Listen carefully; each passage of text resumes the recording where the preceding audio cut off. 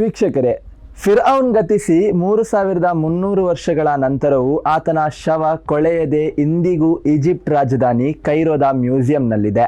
ಸಾಮಾನ್ಯವಾಗಿ ಪ್ರಾಚೀನ ಕಾಲದ ಈಜಿಪ್ಷಿಯನರು ಸತ್ತವರ ದೇಹವನ್ನು ಪಿರಮಿಡ್ಡುಗಳ ಒಳಗೆ ಮಮ್ಮಿಗಳಾಗಿಸಿ ಸಂರಕ್ಷಿಸಿ ಇಡುತ್ತಿದ್ದರು. ಪ್ರಪಂಚದ ಸಾರ್ವಕಾಲಿಕ ಅದ್ಭುತಗಳಲ್ಲಿ ಪ್ರಧಾನವಾದುದು ಎಂದು ಪರಿಗಣಿತವಾದ ಪಿರಮಿಡ್ಡುಗಳಲ್ಲಿ ಸತ್ತ ದೊರೆಗಳು ಜೀವಿತಾವಧಿಯಲ್ಲಿ ಬಳಸುತ್ತಿದ್ದ ಮತ್ತು ಅಪೇಕ್ಷಿಸುತ್ತಿದ್ದ ಅಗತ್ಯವಾದ ವಸ್ತುಗಳು ಸೇರಿದಂತೆ ಅವರು ಬಯಸುತ್ತಿದ್ದ ದಾಸದಾಸಿಯರನ್ನು ಜೀವಂತವಾಗಿ ಸಮಾಧಿ ಮಾಡಲಾಗುತ್ತಿತ್ತು. ಆದರೆ ಫಿರ್ಔನ್ ಶವ ಯಾವ ಪಿರಮಿಡ್ ಆಗಲಿ ಅಥವಾ ಯಾವುದೇ ರಾಸಾಯನಿಕಗಳಿಂದ ಕೂಡಿದ ಪೆಟ್ಟಿಗೆಯಿಂದಾಗಲಿ ಸಂರಕ್ಷಿಸಲ್ಪಟ್ಟದ್ದಲ್ಲ.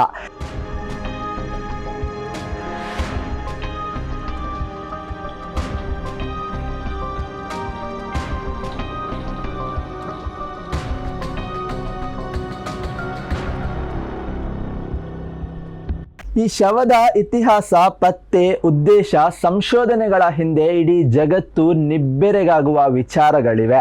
ಈ ಶವದ ಕುರಿತಾದ ಸಂಶೋಧನೆ ಇಂದಿಗೂ ಮುಂದುವರಿದಿದೆ.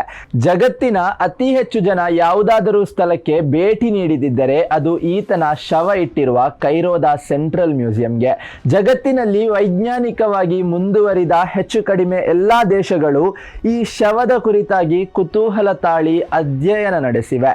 ಸುಮಾರು 3300 ವರ್ಷಗಳ ಹಿಂದೆ ಈಗಿನ ಯಹೂದಿಗಳ ಪೂರ್ವಜರಾಗಿರುವ ಬನಿ ಇಸ್ರಾಯಿಲ್ ಜನಾಂಗದ ಪಾಲಿಗೆ ಪ್ರವಾದಿ ಮೋಸೆಸ್ ಎಂಬ ದೇವದೂತರ ಆಗಮನವಾಗುತ್ತದೆ.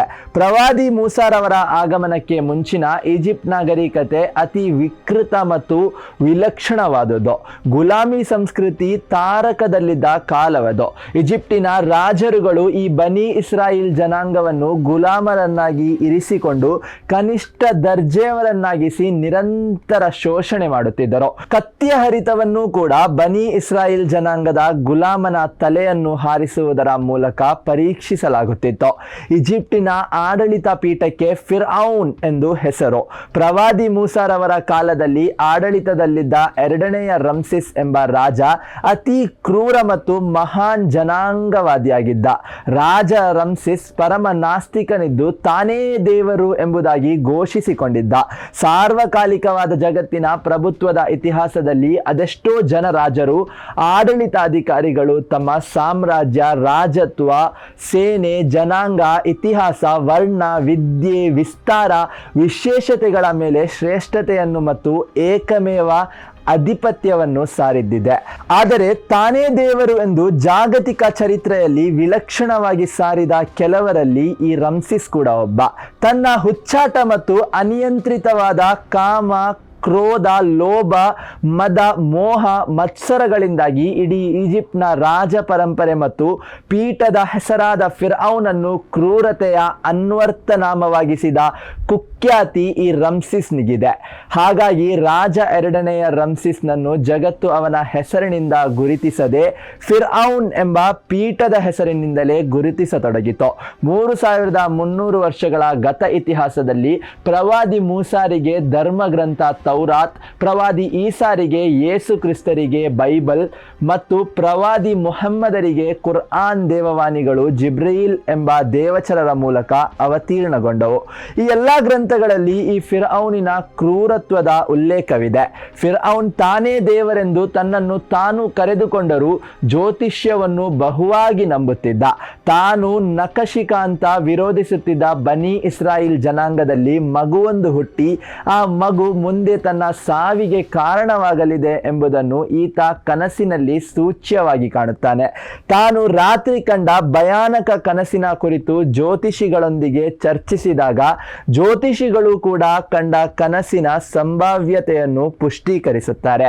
ಇದರಿಂದ ರೊಚ್ಚಿಗೆದ್ದ ಫಿರ್ಔನ್ ತನ್ನ ಸಾಮ್ರಾಜ್ಯದಲ್ಲಿರುವ ಎಲ್ಲಾ ಬನಿ ಇಸ್ರಾಯಿಲರ ಗಂಡು ಮಕ್ಕಳು ಹುಟ್ಟುತ್ತಲೇ ಕೊಲ್ಲಲು ಆದೇಶಿಸುತ್ತಾನೆ.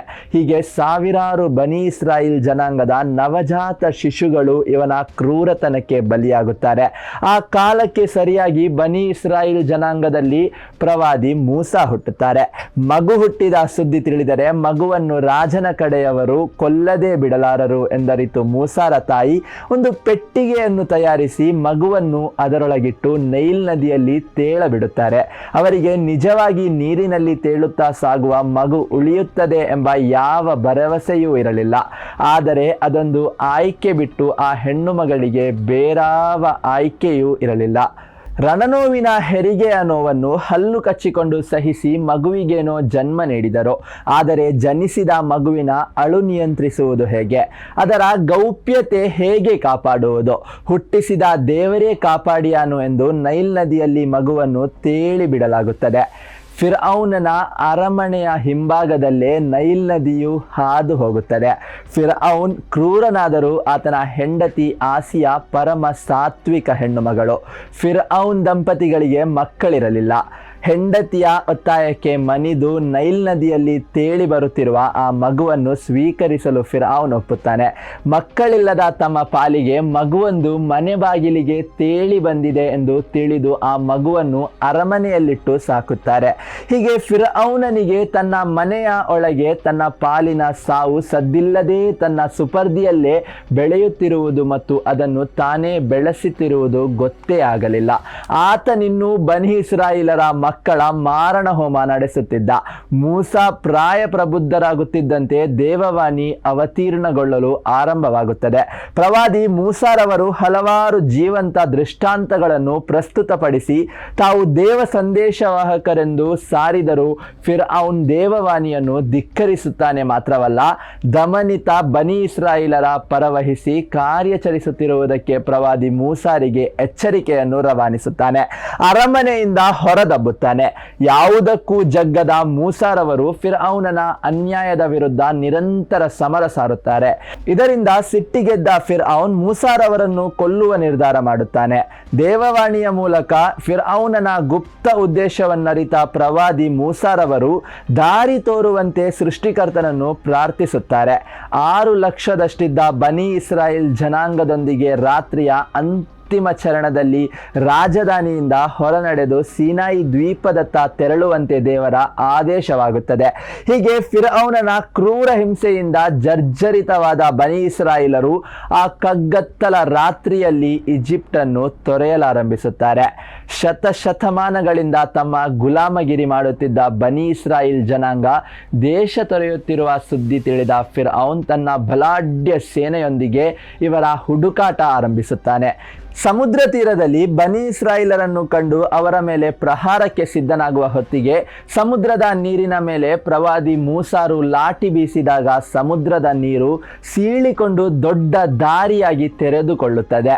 ಆ ಸೃಷ್ಟಿಯಾದ ದಾರಿಯಲ್ಲಿ ಪ್ರವಾದಿ ಮೂಸಾ ಮತ್ತು ಅವರ ಜನಾಂಗ ಸೀನಾಯಿ ದ್ವೀಪವನ್ನು ತಲುಪುತ್ತದೆ. ಸಮುದ್ರದಲ್ಲಿ ಪ್ರವಾದಿ ಮೂಸಾರ ಪ್ರಾರ್ಥನೆಯ ಫಲವಾಗಿ ಸೃಷ್ಟಿಯಾದ ಅದೇ ದಾರಿಯಲ್ಲಿ ಫಿರ್ಔನ್ ಮತ್ತು ಆತನ ಸೇನೆ ಇವರನ್ನು ಹಿಂಬಾಲಿಸಿಕೊಂಡು ಬರುತ್ತದೆ. ಪ್ರವಾದಿ ಮೂಸಾರ ಕೊನೆಯ ಅನುಯಾಯಿ ಸಮುದ್ರ ದಾರಿಯನ್ನು ಕ್ರಮಿಸಿದ ನಂತರ ಸಮುದ್ರ ಮತ್ತೆ ಪುನಃ ಮೊದಲಿನ ಸ್ಥಿತಿಯಲ್ಲಿ ಒಂದಾಗಿ ಇಡೀ ಫಿರ್ಔನ್ ಸೇನೆ ಆ ಸಾಗರದಲ್ಲಿ ಮುಳುಗಿ ನಾಶ ಹೊಂದುತ್ತದೆ. ಇಲ್ಲಿಯವರೆಗಿನ ವಿಚಾರಗಳು ತುಸು ಅಲೌಕಿಕ ಮತ್ತು ಆಧುನಿಕ ಆಲೋಚನೆಗಳಿಗೆ ಸುಲಭದಲ್ಲಿ ನಿಲುಕದಂತೆ ಕಂಡರೂ ಇದರ ನಂತರದ ಫಿರ್ಔನನ ಸಾವು ಮತ್ತು ಶವದ ಕುರಿತಾದ ವಿದ್ಯಮಾನಗಳು ಇಂದಿಗೂ ಇಡೀ ಜಗತ್ತಿನ ತಲ್ಲಣಕ್ಕೆ ಕಾರಣವಾಗಿದೆ. ಧರ್ಮಗ್ರಂಥ ತೌರಾತ್ ಮತ್ತು ಬೈಬಲ್ ಫಿರ್ಔನನ ಸೇನೆ ಕೆಂಪು ಸಮುದ್ರದಲ್ಲಿ ಮುಳುಗಿ ನಾಶವಾಯಿತು ಎಂಬುದನ್ನು ಮೊದಲೇ ಪುಷ್ಟೀಕರಿಸಿದ್ದವು.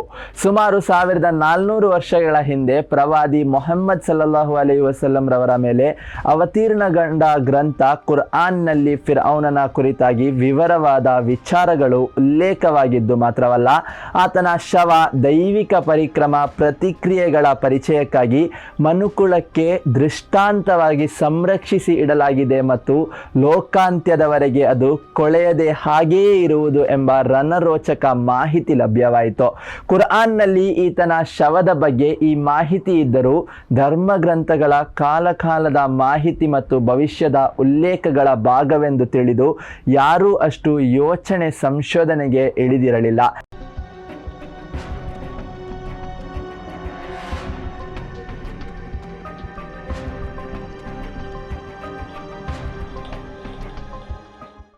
ಸೃಷ್ಟಿಕರ್ತನಿಂದ ಅವತೀರ್ಣಗೊಂಡ ಕುರ್ಆನ್ ಸೂಕ್ತದಲ್ಲಿ ನುಡಿದಂತೆ ಕೆಂಪು ಸಮುದ್ರದಲ್ಲಿ ಮುಳುಗಿ ಸತ್ತ ಫಿರ್ಔನನ ಶವ ಜಗತ್ತಿನ ಯಾವ ಭಾಗದಲ್ಲಿ ಸಂರಕ್ಷಿಸಿ ಇಡಲಾಗಿದೆ ಮತ್ತು ಅದು ಯಾವಾಗ ಜಗತ್ತಿಗೆ ಗೋಚರವಾಗುತ್ತದೆ ಎಂಬ ನಿತ್ಯದ ಕುತೂಹಲ ಎಲ್ಲರಲ್ಲೂ ಇತ್ತು.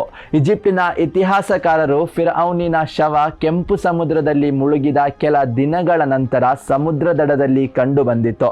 ಆದರೆ ನಿರ್ದಿಷ್ಟವಾಗಿ ಚಕ್ರವರ್ತಿ ಎರಡನೆಯ ರಮ್ಸಿಸ್ ಫಿರ್ಔನ್ನ ಶವ ಎಲ್ಲಿದೆ ಎನ್ನುವ ವಿಚಾರ ಯಾರಿಗೂ ತಿಳಿಯದು ಎಂದು ಬರೆದಿದ್ದಾರೆ. ಆದರೆ 1881ನೇ ಇಸವಿಯಲ್ಲಿ ಈಜಿಪ್ಟಿನ ನೈಲ್ ನದಿ ತೀರದ ಅಲ್ಗುರ್ನಿಯಾ ಎಂಬ ಸ್ಥಳದಲ್ಲಿ ಗೋರಿ ಅಗೆದು ಕಳ್ಳತನ ಮಾಡುವ ಕಳ್ಳ ಅಹ್ಮದ್ ಅಬ್ದುಲ್ ರಸೂಲ್ ಎಂಬಾತನಿಗೆ ಫಿರ್ಔನ್ ಶವ ಕಾಣಸಿಗುತ್ತದೆ. ಅಗೆಯುವ ಸಂದರ್ಭದಲ್ಲಿ ಅವನನ್ನು ಹಿಡಿದ ಪಟ್ಟಣದ ಕಾವಲುಗಾರರು ಯಾವುದೇ ಪಿರಮಿಡ್ ಇಲ್ಲದ ಮಮ್ಮಿಫಿಕೇಶನ್ ಶವಕ್ಕೆ ರಾಸಾಯನಿಕ ಮೆತ್ತಿ ಸಂರಕ್ಷಿಸುವ ವಿಧಾನ ಅಲ್ಲದ ಕೊಳೆಯದ ಶವ ನೋಡಿ ಗರಬಡಿದವರಂತೆ ನಿಂತು ಬಿಡುತ್ತಾರೆ. ಫಿರ್ಔನಿನ ಶವದ ಕೂದಲು ಮತ್ತು ಉಗುರುಗಳು ಗರಿಷ್ಠ ಗಾತ್ರಕ್ಕೆ ಬೆಳೆದಿದ್ದು ಕಂಡುಬಂತು. ಮಾಂಸಖಂಡಗಳು ತುಂಬಿಕೊಂಡಿದ್ದವು. ಕಣ್ಣುಗುಡ್ಡೆಗಳು, ಹಲ್ಲುಗಳ ಜೋಡಣೆ, ದೇಹದ ಮೇಲಿನ ಕೂದಲುಗಳು ಜೀವಂತ ಮನುಷ್ಯನ ರೀತಿಯಲ್ಲೇ ಇದ್ದವು. ಪಿರಮಿಡ್ಗಳೊಳಗೆ ಸಂರಕ್ಷಣೆಯಲ್ಲಿದ್ದರೂ ಕೆಲ ಕಾಲದ ನಂತರ ದೇಹದ ಕೆಲ ಭಾಗಗಳು ದುರ್ಬಲವಾಗಿ ನಾಶವಾಗುತ್ತಿದ್ದವು. ಆದರೆ ಈ ಶವದ ಯಾವ ಭಾಗವೂ ಏನೂ ಆಗಿರಲಿಲ್ಲ. ಆಗಿನ ಈಜಿಪ್ಟ್ ಆಡಳಿತ ಇದನ್ನು ಕಂಡು ಆಶ್ಚರ್ಯಚಕಿತವಾಯಿತು. ದೇಶ ವಿದೇಶಗಳಿಂದ ಸಂಶೋಧಕರು, ವಿಜ್ಞಾನಿಗಳು ಬಂದು ಪರೀಕ್ಷಿಸಿದರು. ಆದರೆ ಯಾರ ಊಹೆ, ಕಲ್ಪನೆ, ಸಂಶೋಧನೆಗಳಿಗೂ ಇದು ನಿಲುಕಲಿಲ್ಲ. ಶವ ಹೊರ ತೆಗೆದ ಮೇಲೆ ಬೆಳೆದ ಕೂದಲು, ಉಗುರುಗಳನ್ನು ಕತ್ತರಿಸಲಾಯಿತು. ಉಸಿರು ಮಾತ್ರ ಇಲ್ಲ, ಬಿಟ್ಟರೆ ಉಳಿದಂತೆ ಎಲ್ಲವೂ ಸಹಜ ಮನುಷ್ಯ ದೇಹದ ಬೆಳವಣಿಗೆಯಂತೆ ಬೆಳೆಯುತ್ತಿದ್ದವು. ಇದು ದೇವಗ್ರಂಥದಲ್ಲಿ ಉಲ್ಲೇಖಿಸಲ್ಪಟ್ಟ ಫಿರ್ಔನನ ದೇಹವೆಂದು ಆಸ್ತಿಕ ವರ್ಗ ಗ್ರಾಂಥಿಕ ಉಲ್ಲೇಖ ಮತ್ತು ಶವ ಸ್ವರೂಪದ ಆಧಾರದ ಮೇಲೆ ಕೊರಳಿನಿಂದ ಅಭಿಪ್ರಾಯಪಟ್ಟರು. ಜಗತ್ತಿನ ನಾಸ್ತಿಕ ವರ್ಗದವರು ಮತ್ತು ವಿಚಾರವಾದಿಗಳು ಬೇರೆ ಬೇರೆ ಸಿದ್ಧಾಂತ ಮುಂದಿಟ್ಟುಕೊಂಡು ಅಪಸ್ವರವೆತ್ತಿದರು. ಆದರೆ ಈ ಶವದ ಕುರಿತಾದ ಸಂಶೋಧನೆ ಮಹತ್ವದ ತಿರುವು ಪಡೆದದ್ದು ಮತ್ತು ಆ ಸಂಶೋಧನೆಯ ಫಲಿತಾಂಶ ಕಂಡು ಇಡೀ ಜಗತ್ತು ಹೌಹಾರಿದ್ದು 1970ರ ಹೊತ್ತಿಗೆ. ಈಜಿಪ್ಟಿನ ರಾಜಧಾನಿ ಕೈರೋದ ಸೆಂಟ್ರಲ್ ಮ್ಯೂಸಿಯಂನಲ್ಲಿ ಯಾವುದೇ ರಾಸಾಯನಿಕಗಳ ಲೇಪನವಿಲ್ಲದೆ ಇರಿಸಿದ್ದ ಈ ಶವ ಆ ಸಮಯದಲ್ಲಿ ವಿಚಿತ್ರ ರೀತಿಯಲ್ಲಿ ಬೆಳೆದು ಬದಲಾಗತೊಡಗಿತ್ತು. ಆಗಿನ ಈಜಿಪ್ಟ್ ಅಧ್ಯಕ್ಷ ಅನ್ವರ್ ಸಾದತ್ ಫ್ರಾನ್ಸ್ ಸರ್ಕಾರದ ಸಹಾಯ ಯಾಚಿಸಿ ದೇಶದ ಉನ್ನತ ವೈದ್ಯರಿಂದ ಶವದ ಪರಿಶೀಲನೆ ನಡೆಸುವಂತೆ ಕೋರುತ್ತಾರೆ. ಈ ಶವದ ಸುತ್ತಲಿನ ಇತಿಹಾಸ ಮತ್ತು ರೋಚಕತೆಯನ್ನು ಮನಗಂಡು ಫ್ರಾನ್ಸ್ ಅಧ್ಯಕ್ಷ ಗಿಸ್ಕಾರ್ಡ್ ಡಿ ಎಸ್ಟಿಂಗ್ ಕೈರೋದಿಂದ ಬಂದ ಈ ಶವವನ್ನು ಕಾಣಲು ತಮ್ಮ ಸಮಸ್ತ ಮಂತ್ರಿಮಂಡಲದೊಂದಿಗೆ ನೇರ ಪ್ಯಾರಿಸ್ ವಿಮಾನ ನಿಲ್ದಾಣಕ್ಕೆ ಬಂದು ಬಿಡುತ್ತಾರೆ.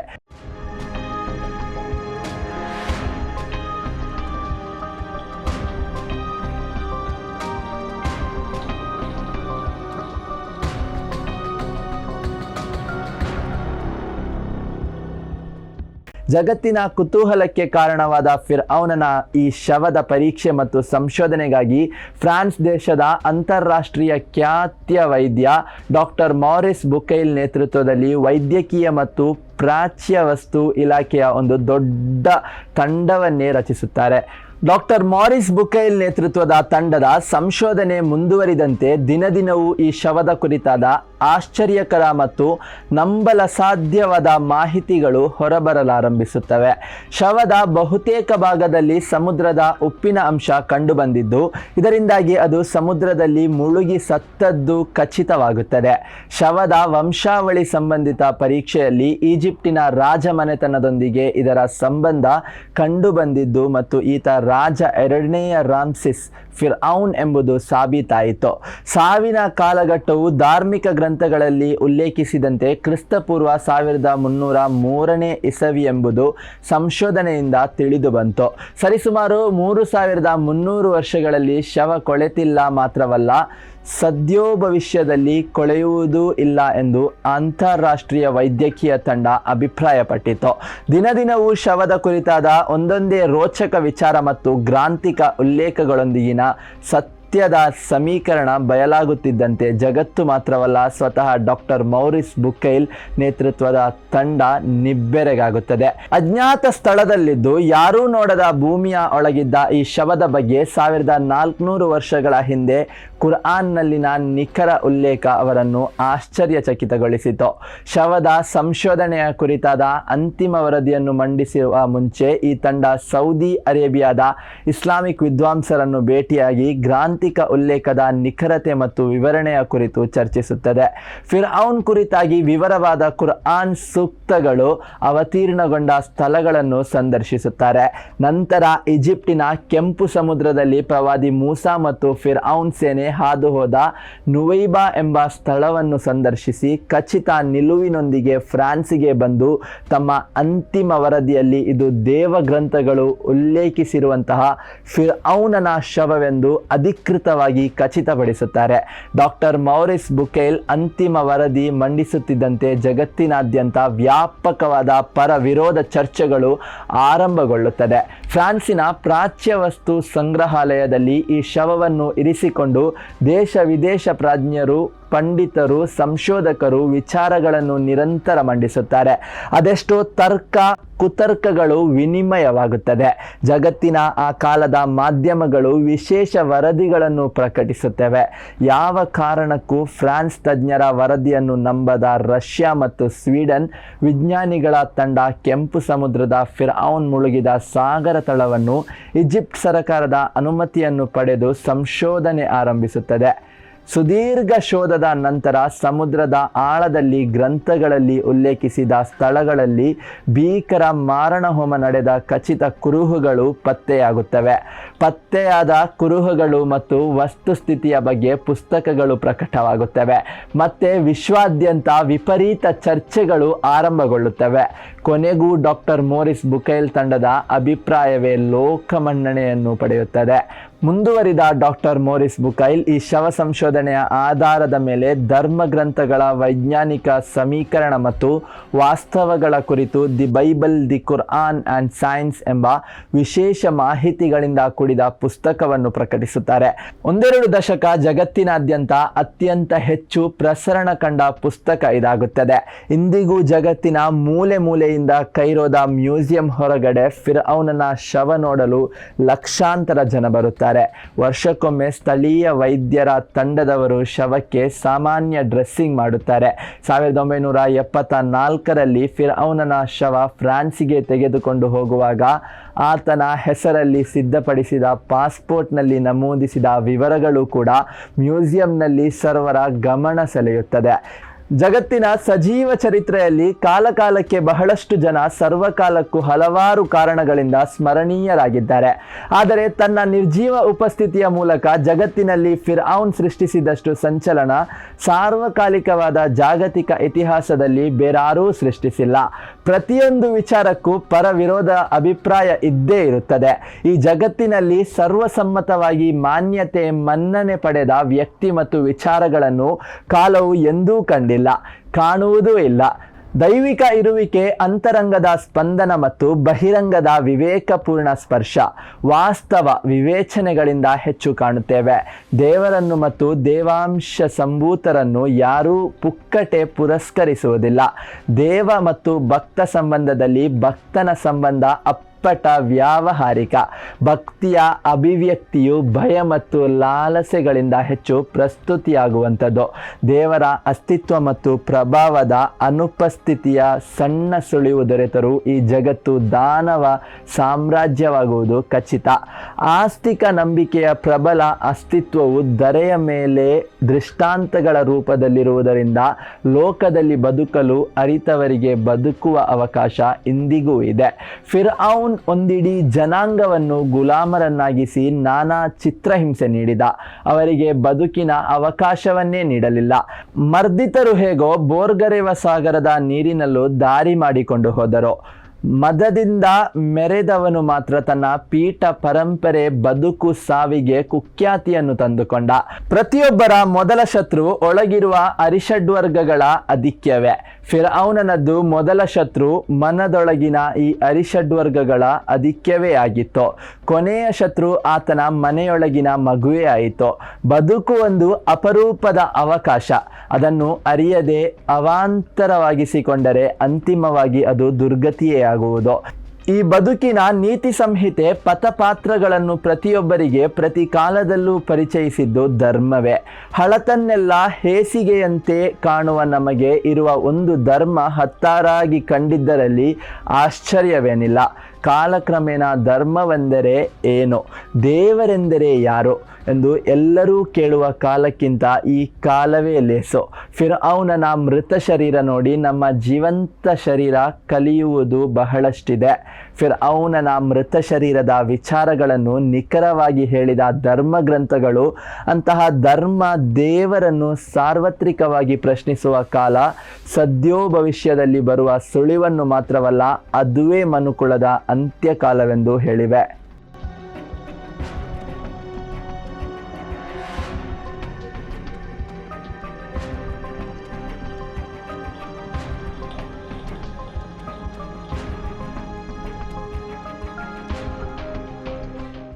ಇಂತಹ ಹಲವು ಸುದ್ದಿ ಮಾಹಿತಿ ವಿಶ್ಲೇಷಣೆಗಾಗಿ ಸನ್ಮಾರ್ಗ ನ್ಯೂಸ್ ಸಬ್ಸ್ಕ್ರೈಬ್ ಮಾಡಿ. ನಿರಂತರ ನೋಟಿಫಿಕೇಶನ್ ಪಡೆಯಲು ಬೆಲ್ ಐಕಾನ್ ಒತ್ತಲು ಮರೆಯದಿರಿ.